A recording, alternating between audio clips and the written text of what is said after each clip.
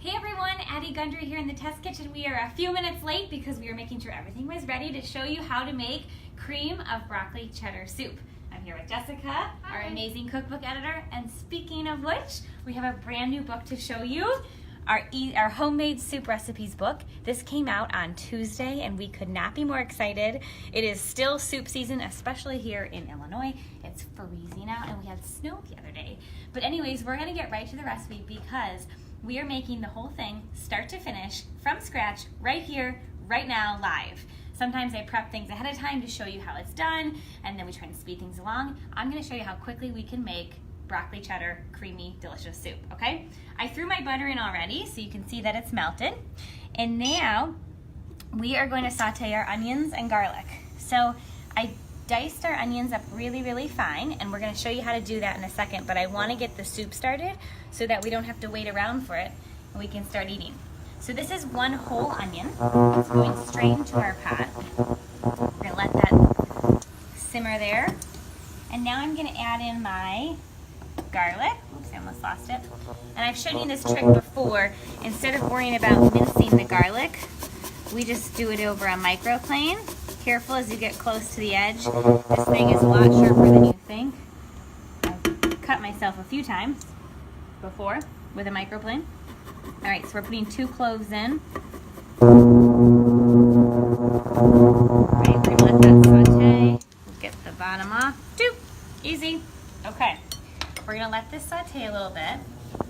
Add a little salt and pepper. You can already see it's looking translucent. It gets going pretty quickly. And because we're going to cook this for about 10 minutes, it's okay if the onion isn't all the way cooked when you just do this phase because it will end up sitting here for about 10 minutes with the broth. So we're going to just saute it a little bit. We're going to add our salt and pepper. And as you guys always know, we have the recipe on our website at RecipeLion, so you can click right there to get the full recipe. But you'll see how easy this is just on the video. Now I'm going to add our broccoli. This is frozen broccoli, bought in the freezer section at a grocery store, and I just used 2 bags.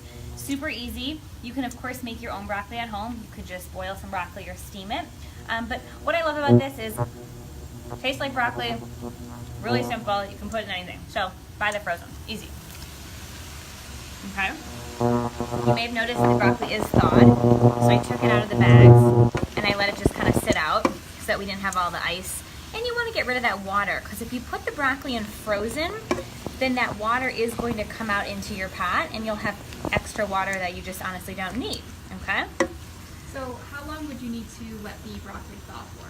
I took the broccoli, so here's 2 tricks for thawing. You could take it out a couple hours in advance and let it just sit, or take it out 10 minutes beforehand and run it under hot water quickly and kind of shake it out. It'll be really easy. So, excuse me, check on in here. We have our onions and our broccoli, and what we're gonna do is add our flour. This is 3 tablespoons of flour. We're gonna coat all that. Excuse me, I ate that broccoli so quickly that while I was talking, I'm coughing. We're gonna coat our broccoli, and what this is gonna do is add a thickening agent essentially to the soup. So the broccoli will all be coated and hot, and this starch is gonna thicken when we add the broth. So this is a really simple trick to kind of thicken up your soup. The cheese and cream in the end will also do that, so it will thicken it. And that's how you get such delicious, thick cream of broccoli soup. So we're gonna let this flour cook for just a minute or so, and then we're gonna add all of our broth, which we have 3 cups of broth here. And that's really it. We let it then simmer for 10 minutes. Once it's done simmering, we add our cheese and our half and half. So what's really cool about broccoli cheddar soup is that I always imagine it's like thick and kind of unhealthy, but as you can see, there's really not much to it. A little butter, which is always good for the bones, salt and pepper, onion, garlic, broccoli, broth, half and half, and cheese. It's not, there's not some mysterious ingredient that makes it a little dicey. It's really actually a healthy, lighter option. As just a quick note, Tom, maybe try to stay away from the pot. There's the staticky sound. Ooh! Kind of coming through in a bit. Tom's getting too close. Yeah. He wants to eat it. All right, I'm putting the broth in right on top of the broccoli with flour, and we're just going to let that sit for 10 minutes. might be wondering, what on earth are you going to do for 10 minutes? Well, that's a good question. So I'm going to let this stir and simmer. I'm actually going to crank it up a little bit so we can maybe do this faster than 10 minutes. But in the meantime, I'm going to show you how to dice an onion, because you probably saw we put one in there. And why not just show you a quick, easy trick, which you guys may all know this. If so, please let us know if you have any questions about anything while I'm cutting. But we have one question right off the bat.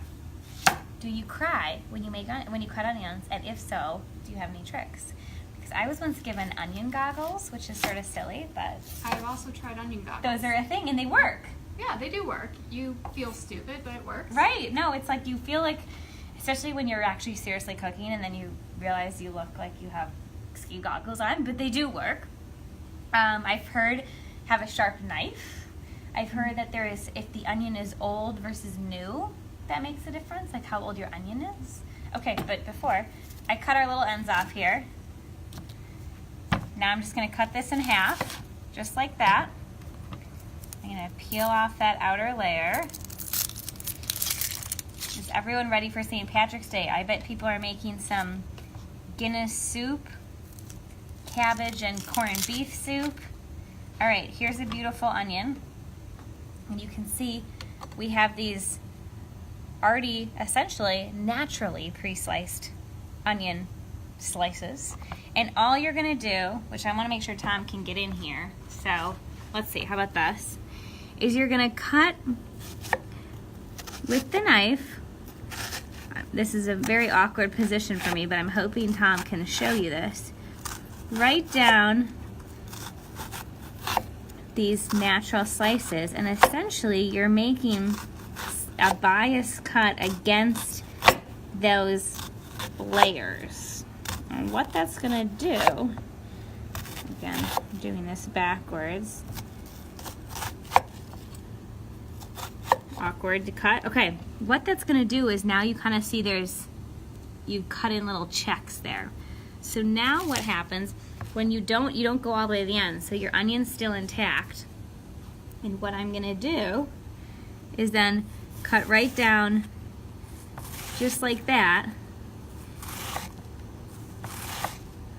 And you're gonna see all your little pieces. Now, we don't work in a professional 3 Michelin star French restaurant, so if you have a piece like that and like that, it probably doesn't matter, especially when it comes to soup. So don't stress out too much about your onion slices. You just want to get them as uniform as possible so that they cook at the same time. And what I mean by that is, if you do have a piece, say that's that big, and then you have a piece that's this big, these are going to cook a lot quicker and be done before this one is done. And so the key is to just get them pretty consistent so they all cook at the exact same amount of time. So if you do have any big pieces, you can just get rid of them. And what I like to do, once I get all my onion slices completely done, is I take this kind of back area. I don't want to cut my finger, so I get as close as I feel comfortable getting. And then I save this in zip-top bags, and I put them in the freezer. And what I do with all my onion scraps or carrot scraps is I make a chicken stock. So you guys might have noticed that I put in the 3 cups of chicken broth. You can of course buy chicken broth straight at the store, or if you feel like making stock at home, you would take all of these type of scraps you save out of your freezer, out of the Ziploc bags, put them in a big pot of boiling water, and let it kind of just simmer for hours, and that water absorbs all that flavor. And that's how you create a chicken stock. There's also, chicken bones in there, but you could create a veggie stock with just all of your veggie scraps. So don't worry about any waste. Any of this kind of stuff you can just keep, or you can compost, or you can throw it out. You can do whatever you want. I don't really care. I'm just telling you. That's a tip if you don't want to cut your finger off and get too close, but you don't want to waste, okay? So that's how you cut an onion. We did have a couple of comments about the crying onion situation. Oh, good.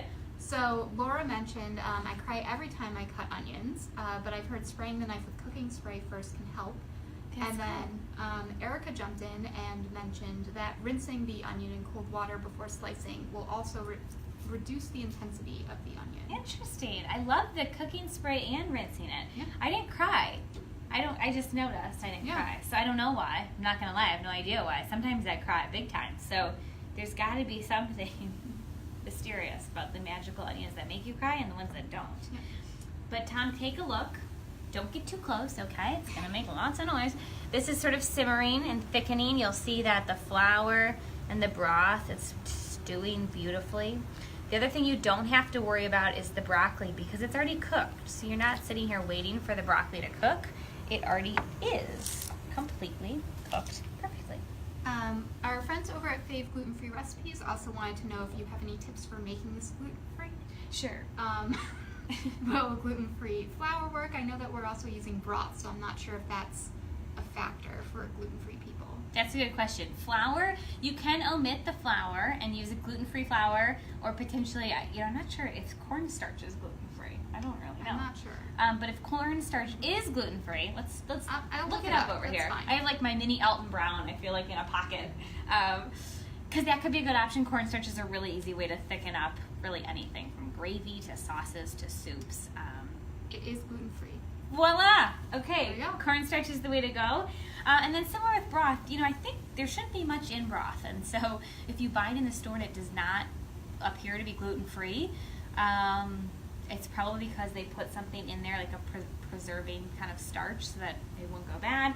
Otherwise, then maybe you could make your own. Or, of course, you can always use water. So whenever a recipe calls for broth, the broth is really going to give it flavor, whether that's chicken broth, beef broth, or veggie broth.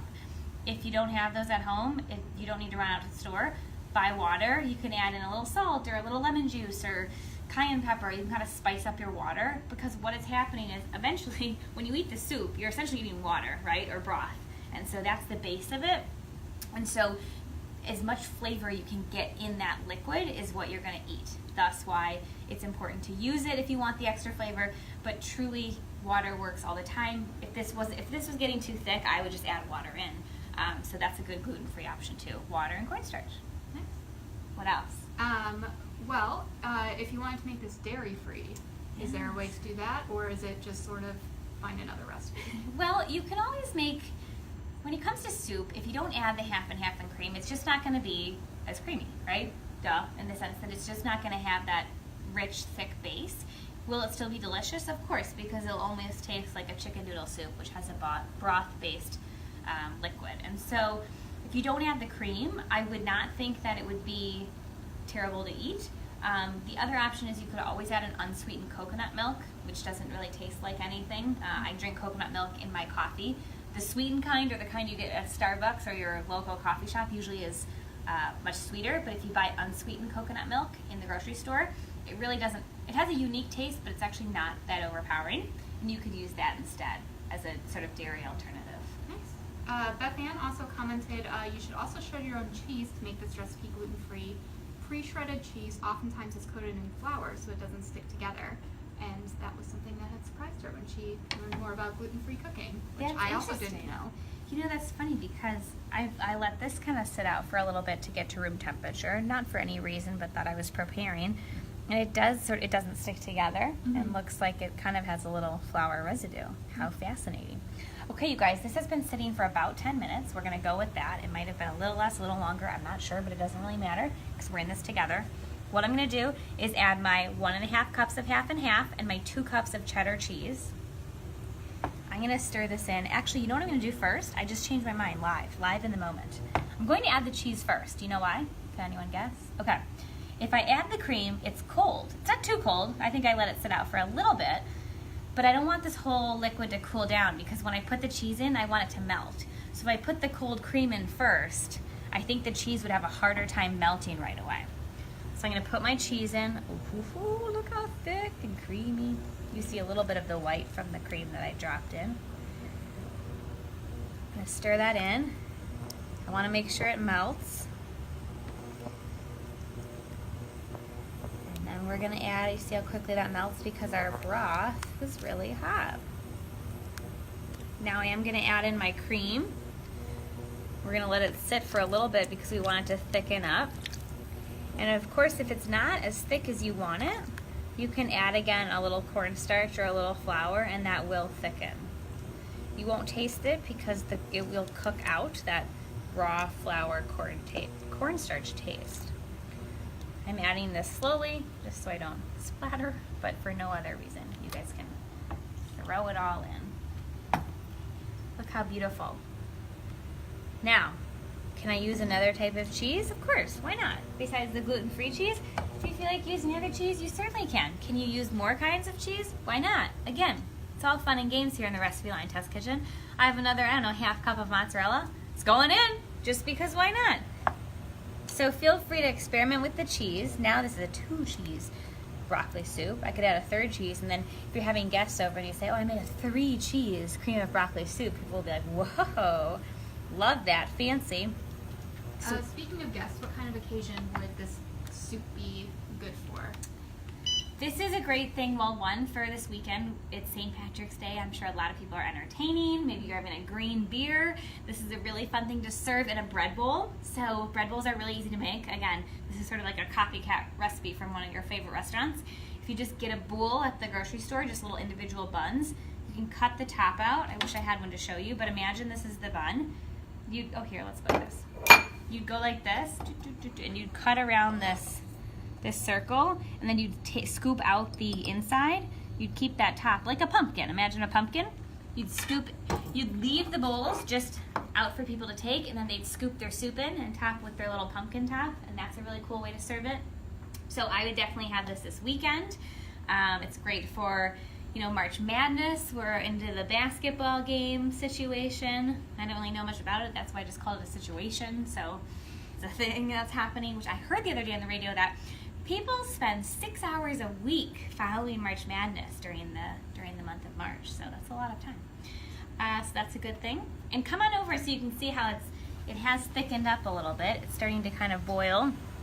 And I'm going to show you my final little scoop into this bowl, and I'm going to eat it. Now again, as you can see, it's not terribly thick. Sometimes you imagine that thick, like Velveeta creamy cheese. You could use that to thicken it, but I do like it a little more, this is a little more delicate, and I think that's kind of nice. So I'm just gonna put a little in here.